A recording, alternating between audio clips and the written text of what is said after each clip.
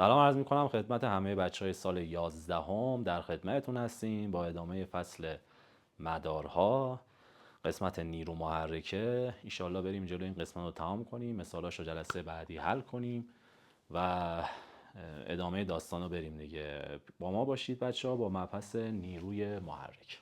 خب آقا بریم. پس نیرو محرکه الکتریکی.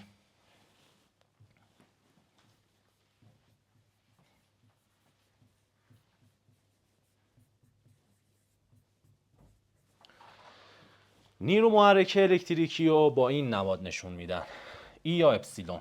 رابطهش از انرژی به روی Q، دلتا W به دلتا Q یا W به روی Q.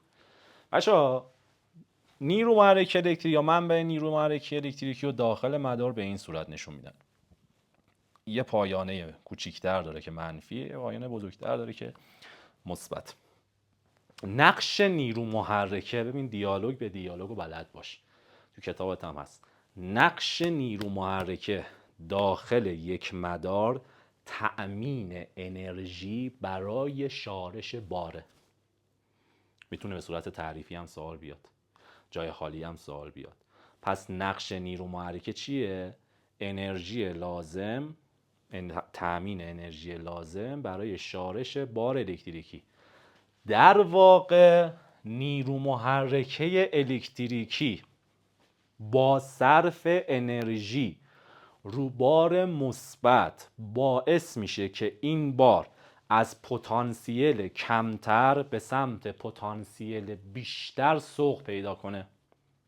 نقش نیرو محرکه الکتریکی. پتانسیل کمتر، این قطب پایین کوچیکتر منفیه، این مثبت میشه پتانسیل بیشتر. پس نقش نیرو محرکه الکتریکی چی شد آقا؟ تأمین انرژی برای حرکت بار. چی کار میکنه؟ با صرف انرژی باعث میشه که بار مثبت از پتانسیل کمتر به سمت، دقت کنه، از کمتر به بیشتر سوق پیدا کنه. نمادش هم که خب W یا کار وادش چیه؟ ژول. Q وادش چیه؟ کولون. اینا دیگه بلدی.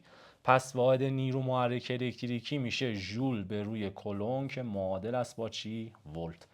پس واحد نیرو محرکه چه واحدیه؟ ولت. البته ژول بر کولون بنویسی بهتره، قبلا گفتم چرا، الان توی مثالم خواهید دید. پس این میشه نیرو محرکه چی؟ الکتریکی. بریم. عارضم خدمت آقایون که کجا بودیم؟ آها، میگه نیرو محرکه الکتریکی مولدی اپسیلون هست 20 ولت یا ای یا اپسیلون. ای درسته بچه‌ها، مخفف ای ام اف دیگه. ای درسته، حالا ما دیگه جا افتاده میگیم اپسیلون. مفهوم این عبارت چیه؟ خب وقتی که 20 ولت بنویسی هیچ مفهومی نداره، ولی اگر به جای ولت بنویسی ژول به روی کولون، این مفهومی تره. یعنی چی؟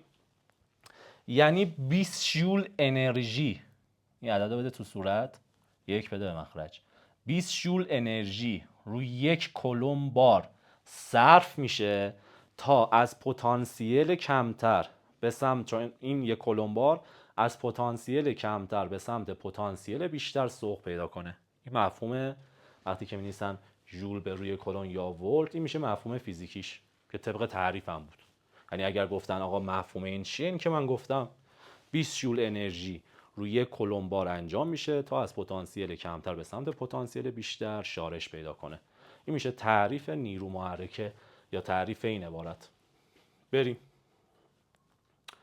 میگه در یک مدت معین یک باتری با نیرو محرکه 20 ولت، یعنی اپسیلونش هست 20 ولت، مقدار 25 کولون، کیو هست 25 کولون، بار مثبت رو از پتانسیل، از پایانه منفی اون کوچیکه تا پایانه مثبت جابجا میکنه. انرژیشو گفته به دست بیار. خب ای بود W به روی Q. ای چنده؟ 20. W رو میخوام. Q چنده؟ 25. 20 ضرب در 25، پس W یا دلتا یا به قول معروف دلتا W میشه چقدر؟ میشه 500 ژول. خب چه مقدار و چگونه تغییر میکنه؟ چون از منفی به صورت مثبت به سمت مثبت اومده، پتانسیلش چی میشه؟ زیاد میشه، پس انرژیش هم زیاد میشه. پس چگونه تغییر میکنه؟ افزایش پیدا میکنه. بریم یه سری تعاریف بخونیم. مقاومت داخلی که با نماد آر نشونش میدن، آر کوچیک، میگه هر مولد از قطعات رسانات تشکیل شده، بنابراین دارای مقاومتی است که اون با نماد آر نشون میده. مقاومت داخلی مولد. منبع یا منبع نیرو محرکه و به این سه حالت، حالا اینا رو مفصل به درس دادم اینا یعنی چی، یعنی به این سه حالت، این یه مقاومت داخلی داره، این وسطیه نداره. خط بلند و کوتاه به ترتیب قسمت زیاد پتانسیل و کمه، این زیاده این کمه، پایانه مثبت منفی بهش میگن. بار مثبت از بار کیو از پایانه مثبت خارج شده، یعنی جریان به صورت مقابله. بله، توی مدار جریان همیشه از قطب مثبت شروع به حرکت میکنه، یعنی آی از قطب مثبت خارج میشه، منفی این مثبت. طبق مدار روبرو منبع نیرو محرکه باتری را داخل این که گفتیم خلاف جهت میدان دیگه، منبع نیرو محرکه بارا از منفی به مثبت شارژ پیدا میده، ولی خود جریان همیشه از قطب چی خارج میشه؟ مثبت.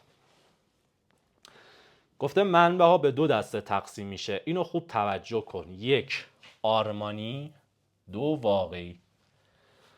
منبع آرمانی از آرزو میاد، چیزی که ما مد نظرمون انتظار داره آرزومونه، مقاومت داخلیش نداره، یعنی آرش چنده؟ صفره. خب اگر آر صفر باشه اختلاف پتانسیل دو سرش میشه اپسیلون. واقعی آرش صفر نیست، آرش صفر نباشه دیگه اختلاف پتانسیلش مساوی اپسیلون نمیشه. مساوی چی میشه آفتی بهت میگم. سازوکار انجام مولدها. در مولدهای مرسوم نظیر باتری معمولی و ماشین، انرژی لازم جهت کار از طریق واکنش شیمیایی مهیا میشه تو سلولای خورشید توسط نور خورشید. اینم متن کتابه. شبیه سازی کردیم اینجا واسه، یعنی سوال کتابت هم هست، آخر فصلت هم هست.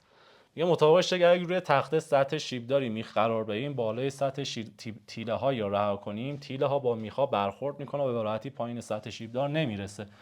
میگه یه سطح شیبدار داری روش میخه، میگه شما اگر یه تیله رو از اینجا رها کنی، راست میگه دیگه، راحت که نمیاد پایین، به این میخا گیر میکنه. با صرف انرژی میتوانیم تیله ها رو از پایین سطح شیبدار به سمت بالا منتقل کنیم. بله، شما بخوای تیله ها رو از پایین بیاری بالا خودش که نمیاد که، قانون جاذبه چی میشه بس. پس بعد چیکار کنی؟ انرژی مصرف کنی. عادت شما درد نکنه. حالا این چه نقشیه؟ میخوان نقش مقاومت رو دارن و انرژی که ما مصرف میکنیم تا این از پایین بیاریم بالا نقش نیرو محرک. این شبیه سازی به قول معروف میخ و تیله با نیرو محرک است که سوال کتابت هم هست.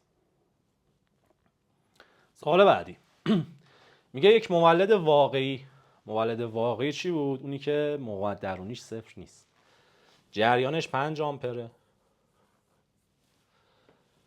نیرو محرکش 20 ولت، کارو میخواد در مدت 60 ثانیه. خب من آیوتی رو دارم، درس جلسه گذشته است. شدت جریان آی هست کیو به روی تی. آی چنده؟ 5. کیو چنده؟ نمیدونم. تی چنده؟ 60. پس کیو از اینجا میشه 300 کلون، درسته؟ حالا اپسیلون بود دلتا دبلیو به دلتا کیو. اپسیلون چنده؟ 20. دلتا دبلیو دا دبلیو رو میخواد. کیو چنده؟ 300. پس از اینجا دلتا دبلیو میشه 6000 جول. درست شد؟ پس این همیشه حل این سوال. خب ببینید، من یه چند دقیقه درس بهت بدم.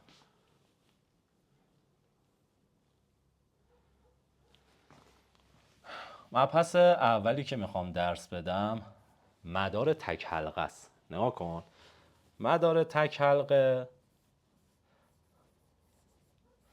تشکیل شده از یه سری مقاومت و باتری که به هم دیگه یه سری اجزای الکتریکی که به صورت متوالی به هم دیگه وصلن. متوالی یعنی پشت سر هم. یه حلقه هم بیشتر نداره، بهش میگن تک حلقه. مثلا من اینو میگیرم R1، اینو میگیرم اپسیلون 1، اینو میگیرم اپسیلون 2، اینو میگیرم R1، اینم میگیرم با اجازهتون R2. ببینید اینم مثلا میگیرم نقطه A. یه قانونی تو فیزیک داریم به اسم قانون KVL. البته این KVL رو شما اسمش رو توی دانشگاه میخونید، ولی بهش میگن اختلاف پتانسیل. یعنی چی؟ ببین شما توی مدار تک حلقه باید از یک نقطه دلخواه فرق داره، نه مثلا از اینجا از اینجا از اینجا از اینجا حرکت کنی و به اون نقطه دوباره برسی، سر راه هر چی اختلاف پتانسیل بود چیکار کنی؟ حساب کنی. تو باید از یه قاعده کوچیکی پیروی کنی. ببین تو اینجور سوالات یا جهت جریان رو بهت میده یا نمیده. اگر داد فبحل مراد، نداد فدا سرت، خودت انتخاب میکنی، یعنی به دست میاری چه جوری بهت یاد میدم. فرض کن اینجا جهت جریان رو به این صورت داده. این جهت جریان یعنی قاعدتاً داده چی؟ ساعتگرد. خب من از این نقطه حرکت میکنم، هر عنصر الکتریکی که دیدم اختلاف پتانسیلش رو حساب میکنم. چی مینویسم؟ مینویسم پتانسیل نقطه A در جهت جریان حرکت میکنم، یعنی اینوری حرکت میکنم. آفتی خلاف جهت جریان برم چی؟ اونم بهت میگم، باز هیچ فرقی نداره. اگر شما در جهت جریان برسی به مقاومت، به یک مقاومت خالی در جهت جریان، پتانسیلش به اندازه RI کاهش پیدا میکنه، یعنی باید منفی بذاری. این RI از کجا؟ فکر نکنین مثلا کشف کردم، این همون قانون R مگه نبود V به روی R، قانون اوم دیگه. اینو یه طرف مسطح این کنی چی میشه؟ V میشه RI دیگه. پس اختلاف پتانسیلی میشه R ضرب در I.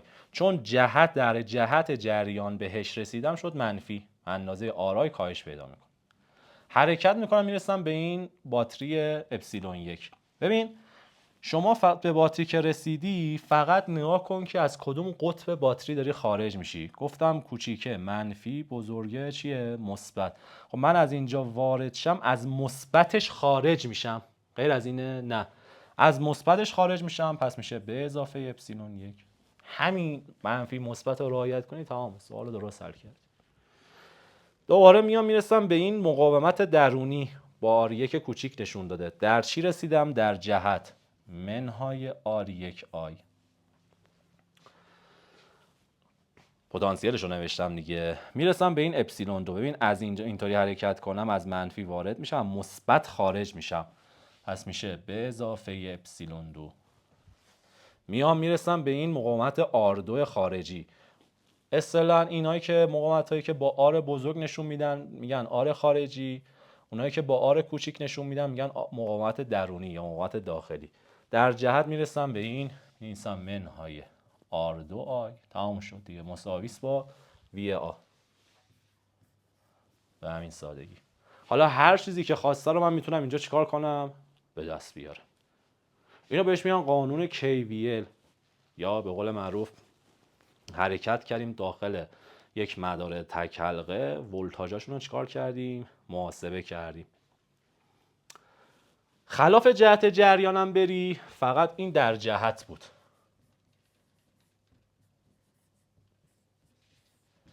شما اگر در خلاف جهت جریان حرکت کنی، اینجا بود منفی IR. پتانسیل این مقاومت ها به اندازه IR زیاد میشه، یعنی باید بذاری چی؟ مثبت IR. حالا من باز تو مثال حلش میکنم. در جهت جریان منفی IR، خلاف جهت جریان مثبت IR.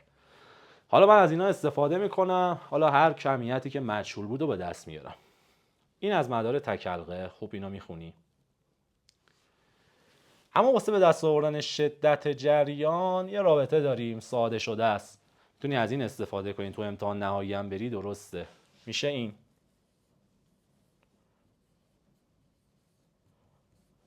زیگما اپسیلون های موافق یا محرک منهای زیگما اپسیلون های مخالف یا ضد محرک به روی زیگما آر به اضافه آر. یعنی چی؟ شدت جریان میشه اپسیلون های محرک یا موافق منهای ضد محرک به روی زیگما آر به اضافه آر. آقا محرک و ضد محرک رو چجوری مشخص کنم؟ ببین من اینجا یه مثال بزنم فقط باتری داشته باشم.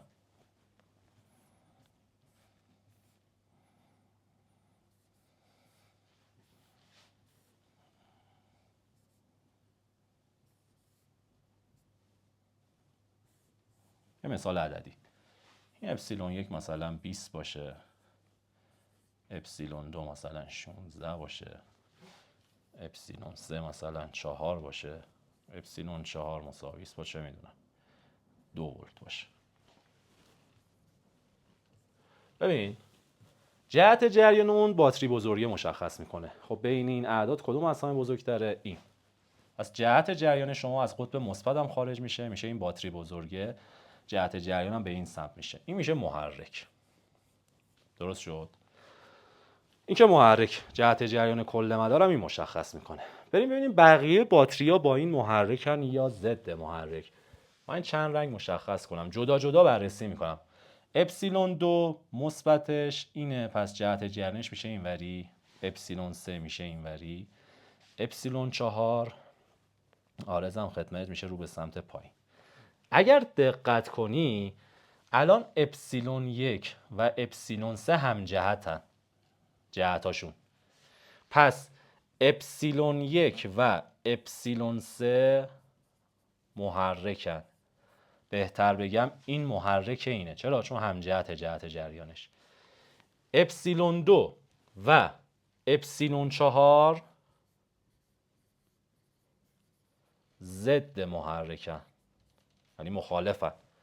در واقع اگه مثلا همچین مداری داشت، البته بعید 4 تا باتری مثلا اینطوری سخت بیاد داشته باشی، شما باید اینطوری بنویسی محرک ها رو با هم جمع کن. یه 20 داشتی و یه دونه 4 میشه 24 منهای ضد محرک ها رو جمع کن. 4 و 2 میشه ضد محرک ها میشه 16 و 2 میشه چقدر؟ 18. حالا ببخشید به روی زیگما آر به اضافه آر، یعنی هر چی آر داری چه مقاومت خارجی چه درونی با هم دیگه چیکار کن؟ جمع کن. حالا توی مثال بیشتر اینو خواهید دید، ولی کل به قول معروف به دست آوردن جریان اینطوری ساده است دیگه. نمیخواد 2 ساعت بری یه کل مدار رو یه چرخ توش بزنی. از این طریق میتونی حالا آی مجهول باشه، آر مجهول باشه، هر چیزی که باشه رو میتونی چیکار کنی؟ به دست بیاری. پس این رابطه رو خوب یاد بگیر. هر چی سوالم داشتی کامنت کن. محرک ها جمع ضد محرک ها منهای ضد محرک ها. ممکنه توی مدار اصلا دوتاش محرک باشه، ممکنه یه دونه محرک باشه 3 تا ضد محرک باشه. هیچ به قول معروف قاعده خاصی نداره. بهت یاد دادم اونی که از همه اپسیلونی که از همه بزرگتره میشه محرک. حالا ببین بقیهش جهتشون با اون اگر همسو بود میشن محرک اون، اگر خلاف جهت اون بود میشن ضد محرکش. جهت جریان هم همیشه اون بزرگی مشخص میکنه. این اولیش.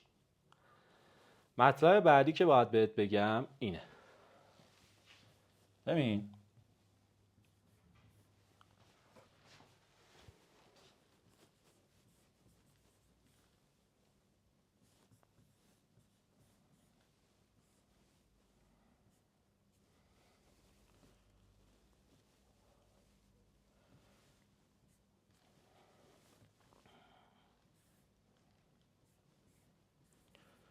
من چند تا مدار واسط رسم کنم.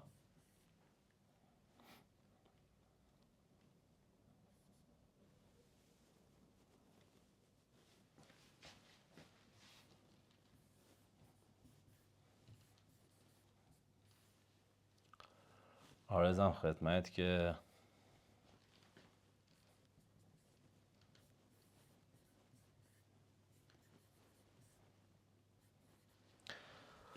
از این 4 حالت هم بیشتر نیست. ببین شما یه قطعه الکتریکی داری به اسم ولت سنج. ولت سنج وسیله است برای اندازه‌گیری ولتاژ. ولت سنج رو تو مدار به صورت موازی میبندن. به صورت چی میبندن؟ موازی. حالا یه آمپرسنج هم بذار اونم بگم دیگه. آمپرسنج وسیله است برای اندازه‌گیری شدت جریان، به صورت متوالی می‌بندن. ولت سنج رو به صورت موازی می‌بندن. نگاه کن، 4 حالت میتونه ولت سنج داشته باشه. این حالت اوله. ولت سنج وصله به یک باتری و یک مقاومت درونی و جهت جریان هم از مثبتش خارج شده، یعنی این باتری چیه؟ محرکه. اون وقت عددی که این ولت سنج نشون میده همیشه اینه، اپسیلون منهای آرای. این وصل به یک باتری و مقاومتی که این ضد محرکه. دیگه از خود سوال با توجه به درس صفحه قلب فهمیدی که محرک و ضد محرک رو چجوری تشخیص بدی. ضد محرک که باشه میشه اپسیلون به اضافه آرای. این وصل به یک مولدی که مقاومت درونیش صفره، پس وی میشه اپسیلون. چون اگر آ رو من بذارم صفر، آر یا آی هر کدومش که صفر باشه کلا این مقدار میشه صفر، پس وی اپسیلون رو نشون میده، یعنی آرش چنده؟ صفر. اگر وصل باشه به دو سر یک مقاومت خارجی که اینم بهت گفتم همین الان، آر آی رو نشون میده. درست شد؟ یادتون باشه به آی ضرب در آر میگن افت پتانسیل. واحدش هم چیه؟ ولت. واحد افت پتانسیل چیه بچه‌ها؟ ولت. ما دو تا ولت سنج داریم. یکی ولت سنج آرمانی. ولت سنج آرمانی ولت سنجی که مقاومت درونیش صفره. یه دونه داریم ولت سنج ایدئال. ولت سنج ایدئال ولت سنجیه که مقاومت درونیش بی‌نهایته. مقاومت درونیش بی‌نهایت باشه دیگه اجازه عبور جریان از خودش نمیده، جریان رو قطع میکنه، جریان صفر میشه. به خاطر همین اصلا ولت سنج رو به صورت متوالی توی یک مدار نمیتونیم ببندیم، چون اگر به صورت متوالی ببندیم اجازه عبور جریان دیگه از خودش نمیده، جریان اون شاخه میشه صفر، جریان مدار میشه صفر. آمپرسنج باید چجوری بسته بشه؟ متوالی. آمپرسنج اگر به صورت موازی وصل بشه اتصال کوتاه میکنه، این مدار میسوزه. اینم از این مپ هست. پس من آمپرسنج و ولت سنج و افت پت، این 4 حالت خیلی مهمه، خیلی سوال اومد. پس محرک باشه اپسیلون منهای آرای. مثلا مدار رو میگه تو مدارزی عددی که ولت سنج نشون میده چیه؟ اپسیلون منهای آرای. اگر محرک باشه اپسیلون به اضافه آرای ضد محرک. چجوری تشخیص دادم؟ تو صفحه قبل بهت گفتم. اگر ایدئال باشه مقاومت درونیش صفر باشه که اپسیلون نشون میده. اگر هم وصل باشه به یک، بگو مقاومت خارجی میشه آر ضرب در آی. خب این درسنامه خیلی مهم بود، خیلی مهم بود. بریم ادامه سوالا. میگه با اتصال کلید، این نحوه نشون دادن کلید داخل مداره. بیا با حرف کا هم نشونش میدم. آ1 و آ2 رو مقایسه کن. خب اگر این کلید وصل باشه تو این مدار جریان به وجود میاد. جریان این مدار هم دیسیه، یعنی جریان چیه؟ مستقیمه. جریانش مستقیمه، پس آ1 و آ2 هر کدومش یک جریان نشون میده، یعنی آ1 با آ2 چیه؟ برابره. جریانشون یکسان. حالا چقدره که دیگه به قول معروف عدد نداریم، ما فقط میگیم یکسان. میگه در مدار مقابل جریان چند آمپره؟ آقا تا مدار رو داد جریان خاص بنویس. آی مساویس با زیگما اپسیلون های موافق یا محرک منهای زیگما اپسیلون های ضد محرک به روی زیگما آر به اضافه آر. آقا چند تا اصلا مولد داریم؟ یه دونه بیشتر نداری. یه دونه بیشتر نداری یعنی چی؟ محرک دیگه. اصلا این رابطه هم دیگه نمیخواد اینطوری بنویسی، همینطوری هم بنویسی درسته. بنویسی اپسیلون به روی آر به اضافه آر. چی رو خواسته؟ جریان. آی مساویس با اپسیلون چنده؟ 18 ولت. آر به اضافه آر یه 4.5 داری، یه دونه نیم، پس میشه 4.5 به اضافه یه نیم. درست شد؟ بله. پس آی میشه 18 به روی 5. 18 به روی 5 که چقدر بچه ها؟ 3.6 میشه 3.6 آمپر. دیگه نمیخواد. اگر اینطوری نمیخواستی حساب کنی باید میرفتی از یه نقطه شروع میکردی حرکت کردن تا به اون نقطه برسی. ولی خب راحت تره تو امتحان نهایی هم بنویسی درسته، همینطوری بنویسی نمره کامل رو میگیری. میگه در مدار مقابل ولت سنج 15 ولت رو نشون میده. آمپرسنت چه عددی رو بر حسب آمپر نشون میده؟ یعنی جریان خواسته. خب R هست V به روی I. R چنده؟ Rش چنده؟ 6. ولت سنج چند رو نشون میده؟ 15 I. از اینجا I میشه 15 تقسیم بر 6 به 3 میخوره. این به 3 5، این به 3 2، 5 دوم میشه 2.5 آمپر. میگه نیرو محرک الکتریکی باتری در مقایسه با عدد ولت سنج چگونه است؟ خب این یه باتری بیشتر نداره. این هر چیزی که گفتم رو دارم تمرین میکنم. این یه باتری که بیشتر نداره که، اون باتری محرکه. پس عددی که این ولت سنج نشون میده در واقع اپسیلون منهای چیه؟ آر آیه. قبوله؟ در حالت عادی 15 ولت بود. قبوله؟ یعنی عددی که این نشون میده 15 ولته.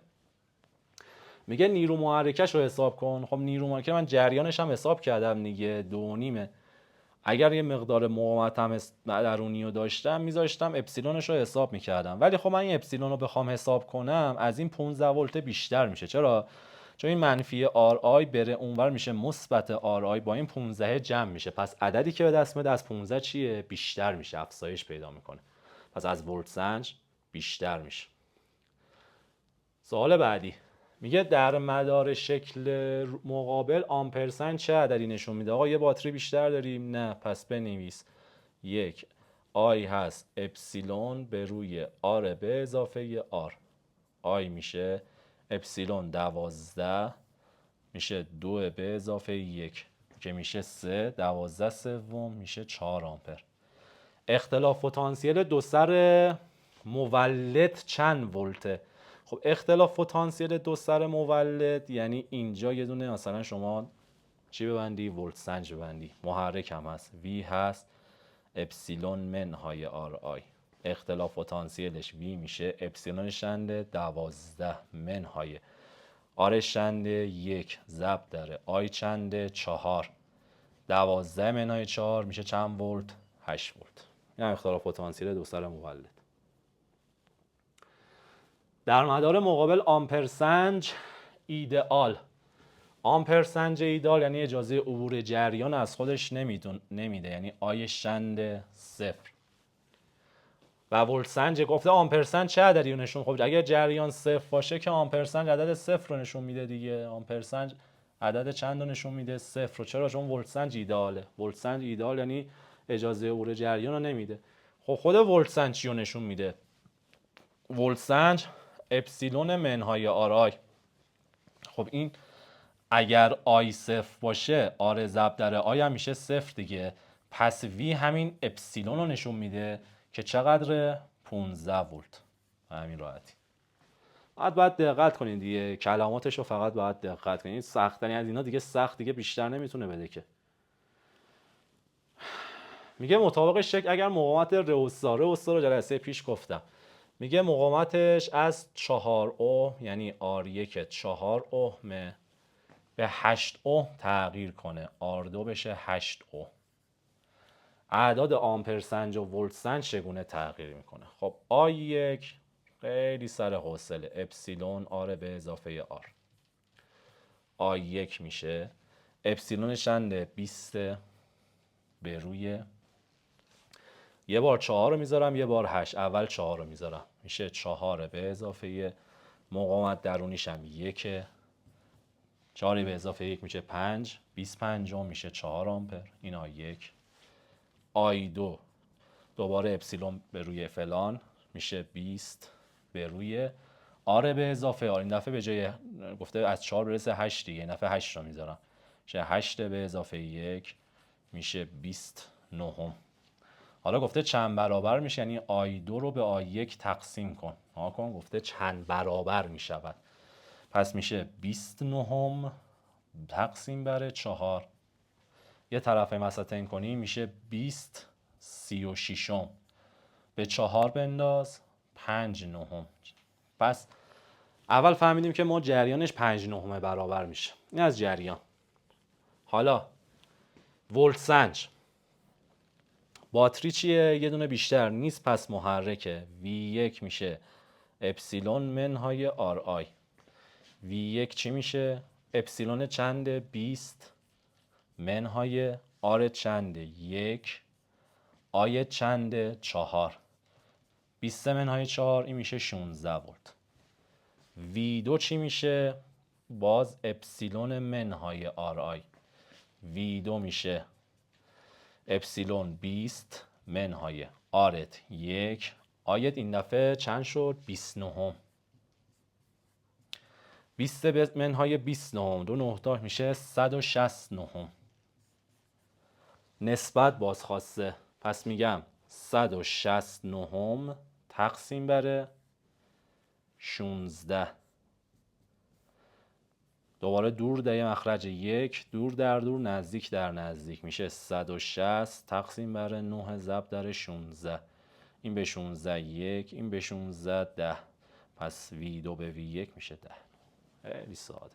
بعید همچین سوالت اینطوری راه حل داری توی نهایی بیاد، ولی خب ما سختش رو حل میکنیم که منتظر آسونشیم دیگه. میگه در مثال قبل مولد آرمانی باشه. خب سلاطین مولد آرمانی باشه یعنی آرش چند باشه؟ 0 باشه. درسته؟ با 2 برابر شدن مقاومت روستا اعداد آمپرسنج و ولتسنج. خب وی هست، یا اینطوری بنویسم وی هست آر آی، خب یا آر هست وی به روی آی. آر با آی چرا رابطه‌ای داره؟ عکس. پس من میتونم بنویسم که آی 2 به آی 1 میشه آر 1 به آر 2. خب آر 1 چند بود؟ 4 بود اگه یاد باشه دیگه. آر 2 چند بود؟ 8. 4 هشتم 1 دوم. پس جریان چند برابر شد؟ 1 دوم برابر. ولتسنج چی؟ وی هست اپسیلون منهای آر آی. قبوله؟ نه. خب اگر سلاطین من اگر آر 0 باشه کل این میشه چند؟ 0.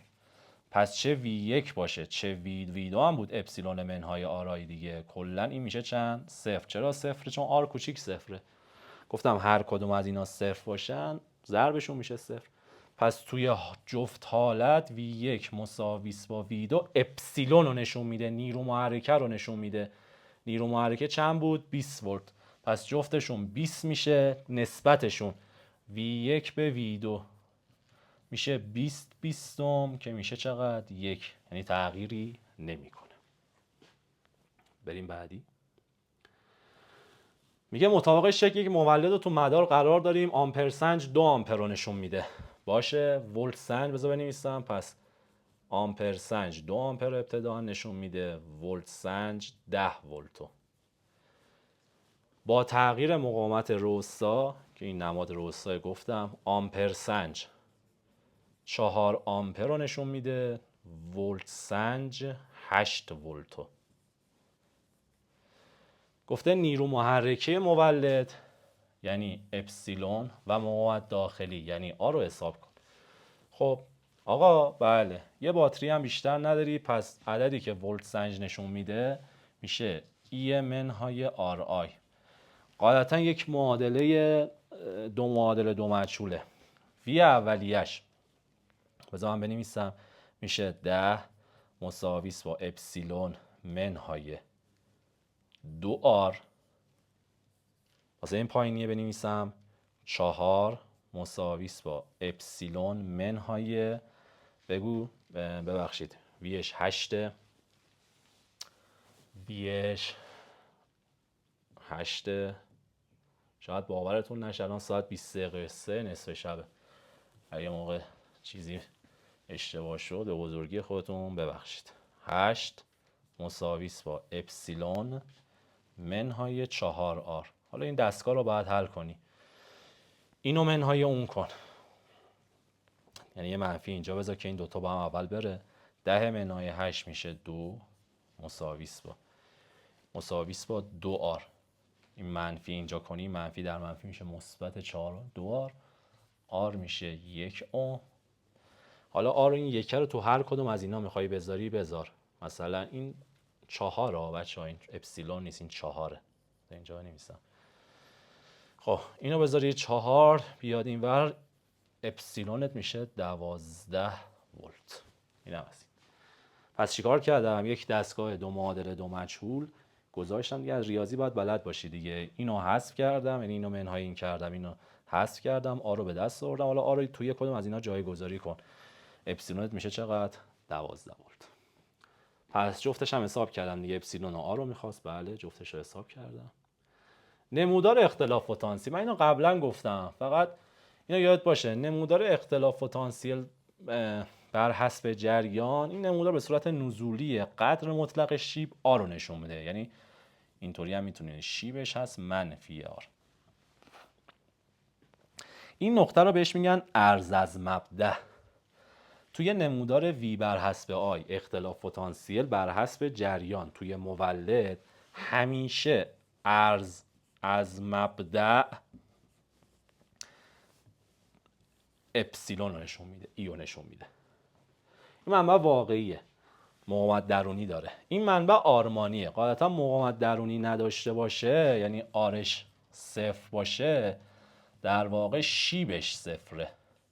خب این نمودارش میشه به این صورت دیگه، شیب نداره. قبلا گفتم نمودار وی بر حسب آیا داشته باشی، شیب نمودار میشه آر. خب اگر شیبش صفر باشه یعنی آرش صفره، آرش صفر باشه یعنی شیبش صفر باشه، شیبش هم صفر باشه میشه یه خط صاف. درسته؟ تو اگر شیب داشته باشه عرض از مبدأش میشه اپسیلون. غیر از اینه؟ نه. اینم نمودارش. این نمودارش نیفتاده ولی به این صورته. یه نمودار وی بر حسب آیه که این نمودار آه، این نمودار بیه. گفته تفاوت رو این مثلا با هم دیگه مقایسه کن. این نمودار آ، این نمودار بی، شکلش هم اینه. اگر دقت کنی عرض از مبدأها گفتم چی رو نشون میده؟ اپسیلون. حالا نیرو محرکه آ بیشتره بالاتره یا بی؟ آ دیگه. پس میگم ای آ از ای بی چیه؟ بیشتره. شیب آ هم از وی بیشتره. شیب وی بر حسب آی چی میده؟ مقاومت. پس میگم آر آ هم از آر بی چیه بچه ها؟ بیشتر. نه واسه. میگه چرا باتری فرسوده اتومبیل نمیتونه اتومبیل رو خاموش کنه؟ یادتون باشه وقتی که باتری فرسوده میشه مقاومت درونیش افزایش پیدا میکنه. مقاومت درونیش افزایش پیدا کنه دیگه اجازه عبور جریان رو کمتر از خودش میده. وقتی که جریان هم کمتر از باتری عبور کنه دیگه ماشین استارت نمیخوره. دیگه باتری ماشین نمیتونه ماشین رو روشن کنه. چرا؟ چون مقاومتش زیاد میشه، جریانش کم میشه. در مدار شکل مقابل جریان چند آمپره؟ سریع بنویسم. آی هست ای دیگه، اینو انقدر می‌نویسم ملکه ذهنت بشه. اپسیلونش چنده بچه‌ها؟ 12 به روی آر به اضافه آر. هرچی آر داری جمع کن. یه دونه ستا دارم، یه دونه یکی. 3 به اضافه 1 میشه 4. 12 چهارم میشه 3 آمپر. پتانسیل نقطه آ. این وقتی که میگه پتانسیل نقطه آ، شما بعد از آ حرکت کنی بری جایی که پتانسیلش صفره. خب پتانسیل زمین میدونیم که همیشه چنده؟ صفره. این نماد ستا اینطوری هم یعنی اتصال به زمین. اتصال به زمین یعنی پتانسیلش صفره. یعنی سوال با زبان بی زبانی داره میگه که شما از آ حرکت کن برو به سمت ای، جایی که پتانسیل صفره. جهت جریان هم خودش میبینی بهت داده، اینوری داده. اگه مشخص نیست به این صورت جهت جریان. خب من از آ میرم به سمت زمین. دو تا مسیر داری، یکی اینه یکی اینه. شما از دو تا مسیرم بری جواب یکسانی به دست میاری. من در جهت جریان میرم، از جایی میرم که همیشه یاد باشه از مسیری حرکت کن که تعداد عناصر الکتریکیت کمتر باشه. خب اینجا یه دونه باتری و با یه مقاومت، اینجا یه مقاومت دیگه، من از این میرم. پس می‌نویسم این قسمت 1، قسمت 2 می‌نویسم وی آ در جهت جریان رسیدم به این طبق اون درسنامه اول منهای آر آی مساویس با نقطه ای وی ای که پتانسیل زمین چند مقدارش؟ صفر.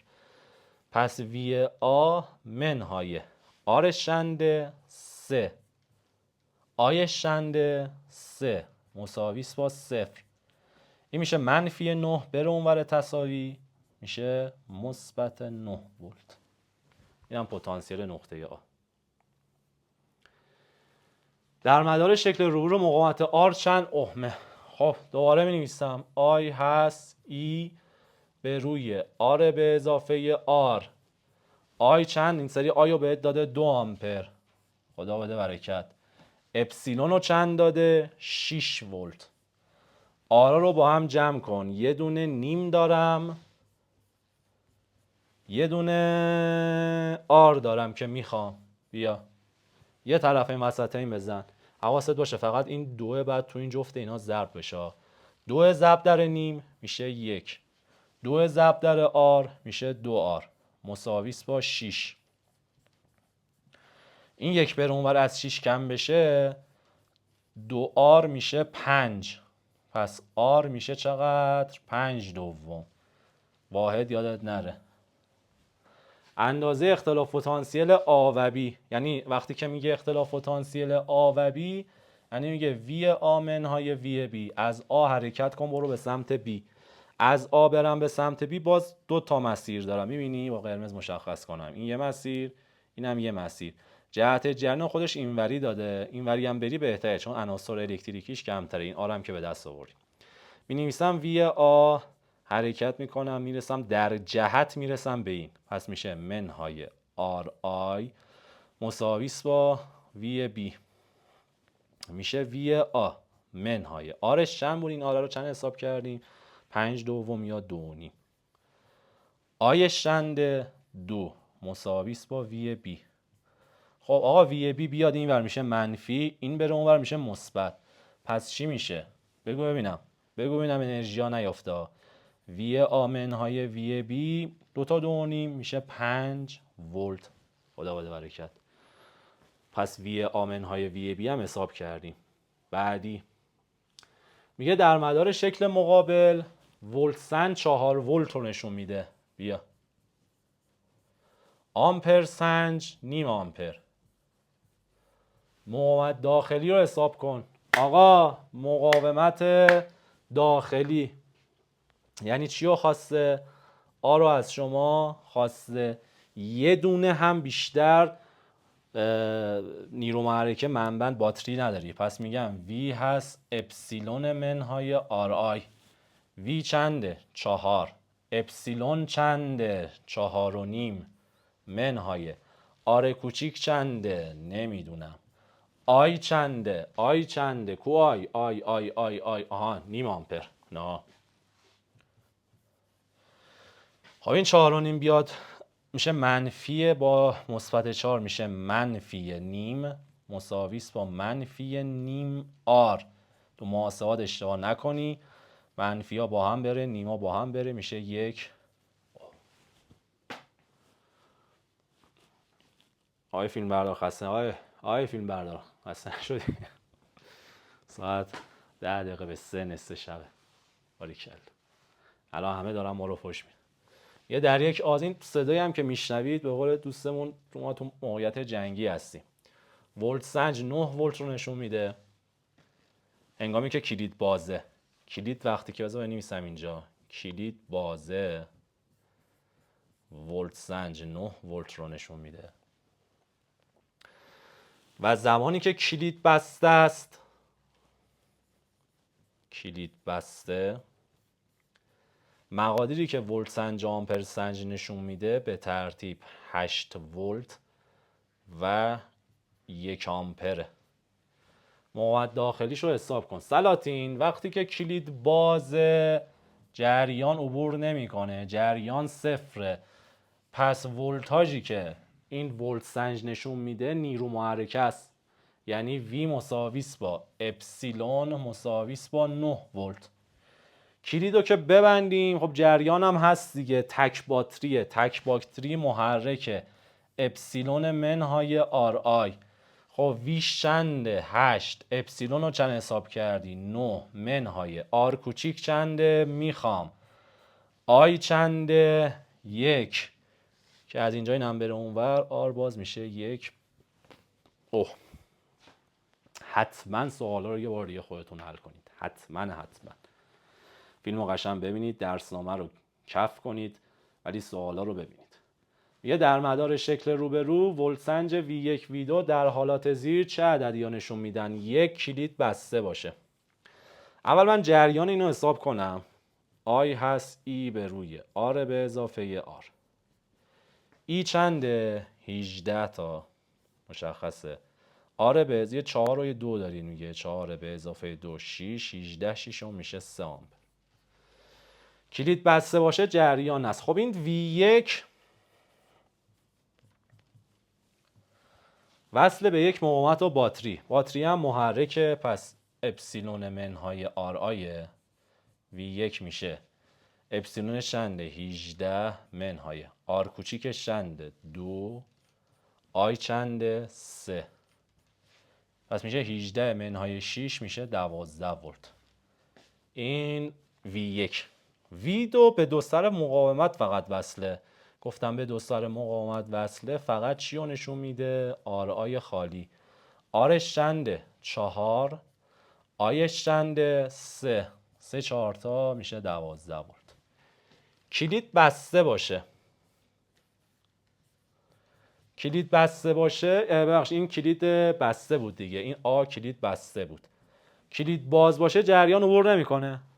جریان عبور نکنه V1 که اپسیلون منهای آر آی نشون میده آیش صفره، پس مساوی میشه با اپسیلون. اپسیلون چنده؟ 18 ولت. این V1. V2 آر آی نشون میداد. وقتی که آی صفر باشه ضربش میشه صفر، پس V2 هم میشه چی؟ صفر. پس چه کلید باز چه کلید بسته من مقدار V رو چیکار کردم؟ حساب کردم. سوال آخر. یه در مدار مقابل مقاومت متغیر رو زیاد کنیم. آ رو زیاد کنیم. R هست V به روی I. R با I رابطه عکس داره. اگر مقاومت رو زیاد کنی جریان کاهش پیدا میکنه. فعلا تا اینجا بریم. عددی که ولت سنج نشون. ولت سنج به دو سره مقاومت و مولده. مولدم محرکه، پس V میشه اپسیلون منهای آر آی. سلاطین خب گفته آ رو زیاد کنیم آی کم شد. خب اگر آی کاهش پیدا کند مقدار آر آی هم چی میشه؟ کاهش پیدا میکنه. خب این فقط یادت باشه فرق داره، این اپسیلون منهای آر آی. اگر این مقدار کاهش پیدا کنه این ولت سنج افزایش پیدا میکنه. ولت سنج چی میشه؟ مثلا من اینو یه مثال عددی واسط بزنم. ببین مثلا عددیه دیگه، مثلا V باشه، مثلا اپسیلون رو بدم 18، این ضرب آر آی مثلا باشه چه میدونم 6. خب 18 منهای 6 میشه چند؟ 12 ولت. خب اگر آی کاهش پیدا کنه ضربشون هم چی میشه؟ کم میشه دیگه، پس این از 6 یه عدد کمتری میشه، مثلا میشه 18 منهای 4. خب 18 منهای 4 میشه چقدر بچه‌ها؟ 14 ولت. میبینی 14 از 12 چیه؟ بیشتره.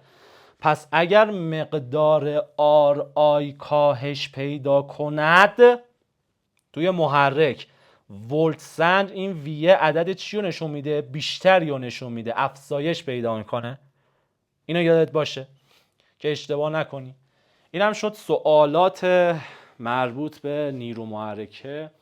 بذارید که ان شاءالله یه جلسه رفعش کنم تو کلا دیگه از ابتدا تا آخر واسهتون میذاریم. سوالی اگر چیزی دارید بفرستید، اگر نکته چیزی هست بگید، کامنت بذاریم، خوشحال میشیم. معرفی کنید، به همه کار بکنید همه کار بکنید. خسته نباشید. با اعلام ساعت 3 صبح همتون رو به خدای بزرگ میسپارم. موفق و مؤید و پیروز باشید. خدا نگهدار.